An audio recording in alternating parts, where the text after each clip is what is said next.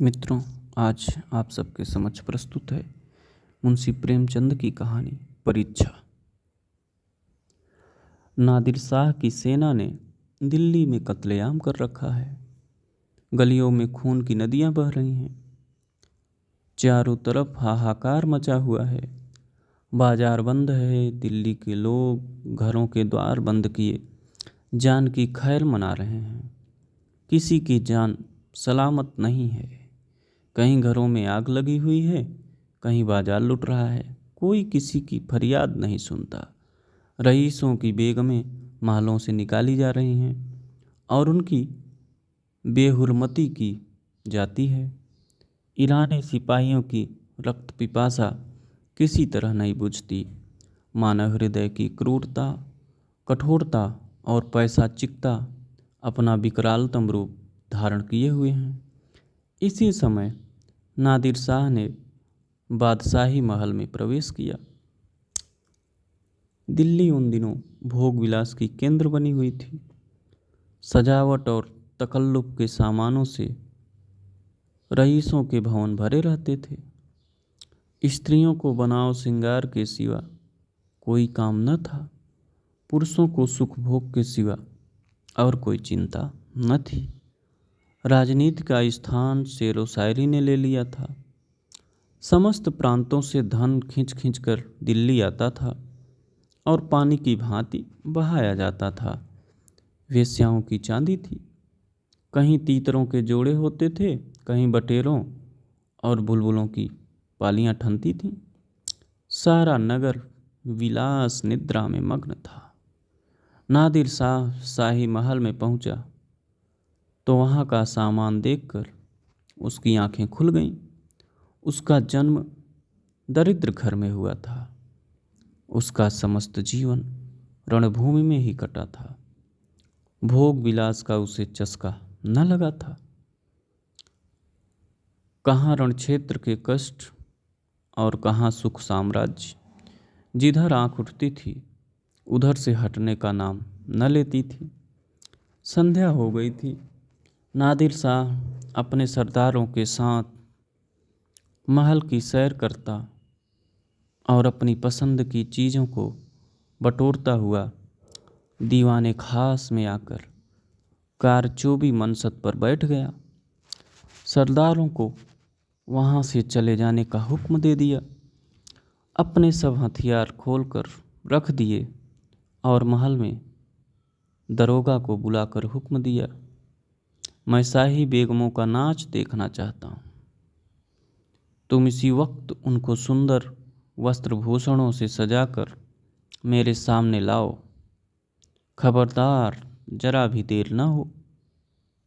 मैं कोई उज्र या इनकार नहीं सुन सकता।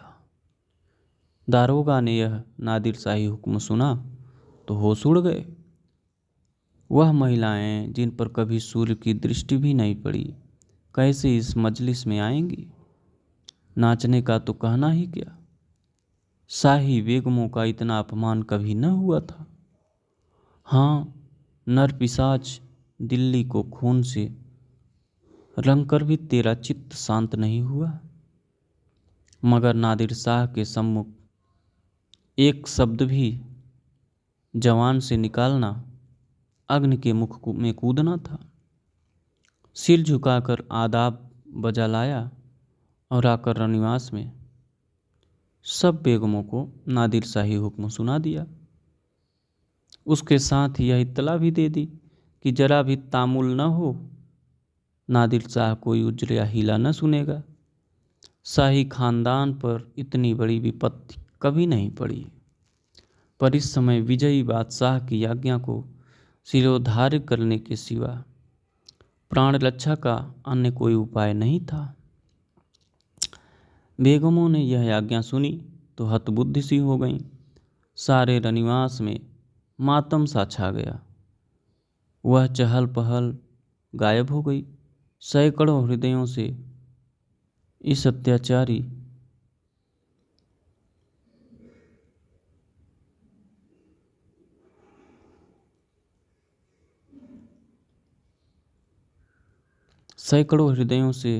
इस अत्याचारी के प्रति एक सांप निकल गया। किसी ने आकाश की ओर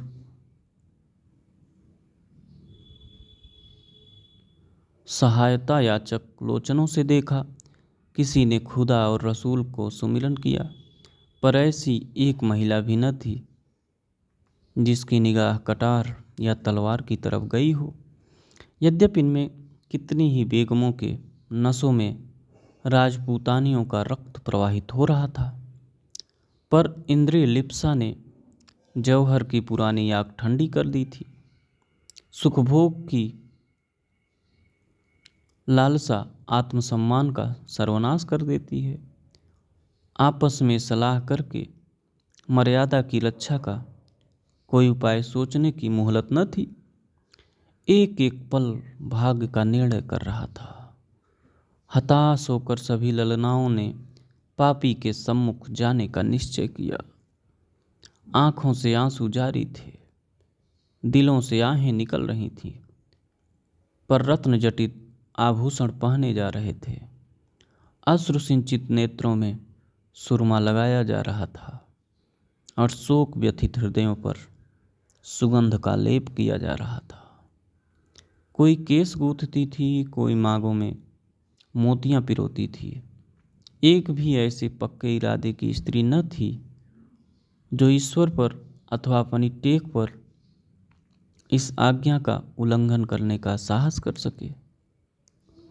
एक घंटा भी न गुजरने पाया था कि बेगमात पूरे के पूरे आभूषणों से जगमगाती अपने मुख की कांति से बेले और गुलाब की कलियों को लजाती, सुगंध की लपटें उड़ाती, छम छम करती हुई दीवाने खास में आकर नादिर शाह के सामने खड़ी हो गईं। नादिर शाह ने एक बार कनखियों से परियों के इस दल को देखा और तब मसनद की टेक लगाकर लेट गया। अपनी तलवार और कटार सामने रख दी। एक क्षण में उसकी आंखें झपकने लगीं। उसने एक अंगड़ाई ली और करवट बदल ली। जरा देर में उसके खर्राटों की आवाज़ें सुनाई देने लगीं। ऐसा जान पड़ा कि वह गहरी निद्रा में मग्न हो गया है। आधे घंटे तक वह पड़ा सोता रहा और बेग में ज्यों की त्यों सिर नीचा किए दीवार के चित्रों की भांति खड़ी रहीं। उनमें दो एक महिलाएं जो ढीठ थीं, घूंघट की ओर से नादिर साहब को देख भी रही थीं और आपस में दबी जवान में कानाफूसी कर रही थीं। कैसा भयंकर स्वरूप है, कितनी रणोन्मत्त आंखें हैं, कितना भारी शरीर है। आदमी काहे को है, देव है। सहसा नादिर शाह की आंखें खुल गईं। परियों का दल पूर्ववत खड़ा था।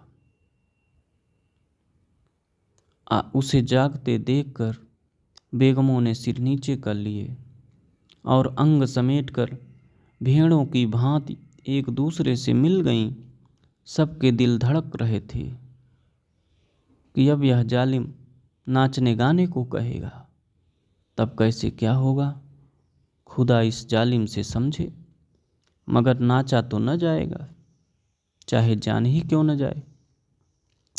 इससे ज़्यादा जिल्लत अब न सही जाएगी। सहसा नादिर शाह कठोर शब्दों में बोला, आए खुदा की बंदियों, मैंने तुम्हारा इम्तिहान लेने के लिए बुलाया था और अफसोस के साथ कहना पड़ता है कि तुम्हारी निस्बत मेरा जो गुमान था वह हर्फ सच निकला। जब किसी कौम की औरतों में गैरत नहीं रहती तो वह कौम मुर्दा हो जाती है।